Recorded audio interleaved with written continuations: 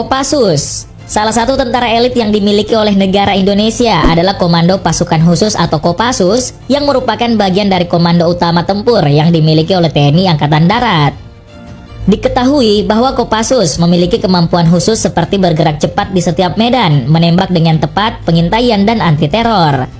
Tugas Kopassus operasi militer perang diantaranya adalah direct action serangan langsung untuk menghancurkan logistik musuh, Combat SAR, anti-teror, Advanced Combat Intelligence atau operasi intelijen khusus. Selain itu, mereka juga bertugas untuk humanitarian asistensi atau bantuan kemanusiaan, AIRSO atau operasi anti-insurgensi, separatisme dan pemberontakan, bantuan terhadap kepolisian atau pemerintah, SAR khusus serta pengamanan VVIP. Dikarenakan misi dan tugas operasi yang bersifat rahasia, mayoritas dari kegiatan tugas daripada satuan Kopassus tidak akan pernah diketahui secara menyeluruh. Contoh operasi Kopassus yang pernah dilakukan dan tidak diketahui publik seperti penyusupan di pengungsian Vietnam di Pulau Galang untuk membantu pengumpulan informasi dengan pihak Amerika Serikat atau CIA. Kemudian penyusupan perbatasan Malaysia dan Australia. Batalion Raider. Salah satu tentara elit yang dimiliki oleh negara Indonesia adalah Batalion Raider, yang merupakan salah satu batalion pasukan elit infanteri Tentara Nasional Indonesia atau TNI. Sebagai kekuatan penindak, kekuatan satu batalion Raider atau Yonif Raider setara 3 kali lipat kekuatan satu batalion infanteri Yonif biasa di TNI Angkatan Darat. Diketahui bahwa unit infanteri satu ini dilatar belakangi dengan taktik pertempuran raid atau depresiasi. Setiap batalion Raider terdiri atas 747 personil dan mereka memperoleh pendidikan serta latihan khusus selama 6 bulan untuk perang modern, anti-gerilya, dan perang berlarut. Mereka dilatih untuk melakukan penyergapan dan mobil udara seperti terjun dari helikopter. 50 personil dari antara 747 orang personil dalam satu batalion Raider memiliki kemampuan anti-teror dan keahlian-keahlian khusus lainnya. Sat 81 Gultor. Satuan 81 Kopassus atau Sat 81 Gultor adalah satuan di Kopassus yang setingkat dengan grup dan merupakan prajurit terbaik dari seluruh prajurit TNI. Sejauh ini, kekuatan dari satuan ini tidak dipublikasikan secara umum dan mengenai jumlah personil maupun jenis persenjataannya yang dimilikinya, semua itu dirahasiakan. Diketahui bahwa beberapa tahun belakangan ini istilah Gultor dihilangkan dari satuan ini karena kualifikasi yang dimiliki lebih dari penanggulangan teror. Satuan 81 merupakan ujung tombak pertahanan dan keamanan negara Republik Indonesia. Tidak seperti satuan lain yang selalu mengekspos kegiatan mereka, visi dan misi Satuan 81 adalah untuk tidak diketahui, tidak terdengar, dan tidak terlihat. Sat Bravo 90. Satuan Bravo 90 atau Sat Bravo 90 adalah satuan pelaksana operasi khusus Korps Pasukan Khas yang berkedudukan langsung di bawah dan Korpaskas.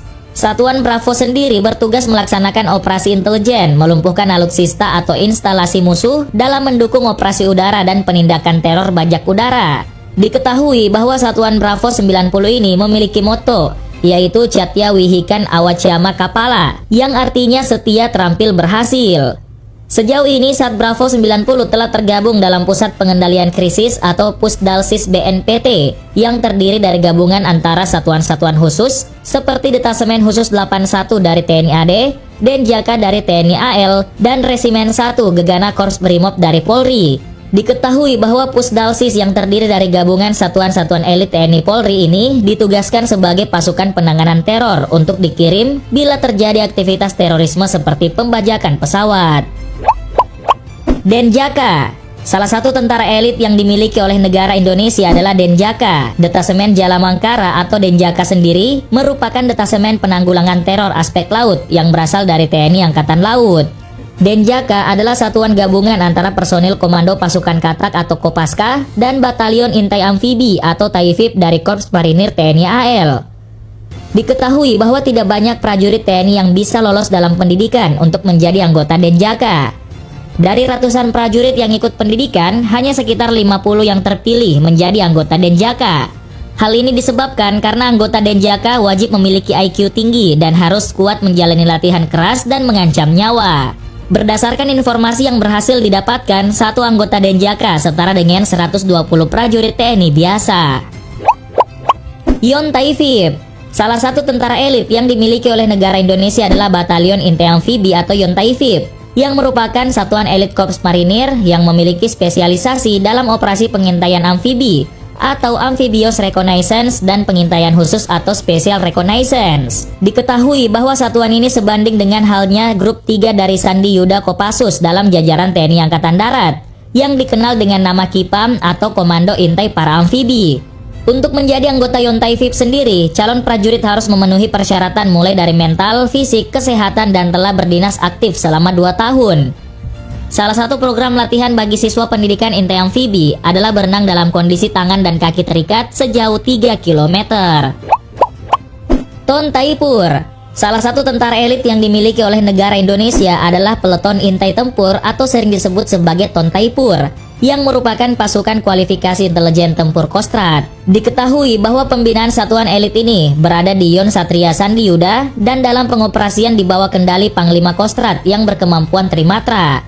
Selain itu, anggota dari satuan ini direkrut dari satuan-satuan yang berdinas di Kostrad. Tujuan pembentukan Peleton Taipur ini adalah untuk melatih dan membentuk prajurit satuan jajaran Kostrad menjadi prajurit Taipur yang memiliki kemampuan khusus dalam melaksanakan tugas operasi di berbagai medan, baik di rawa, laut, hutan, gunung, dan juga perkotaan.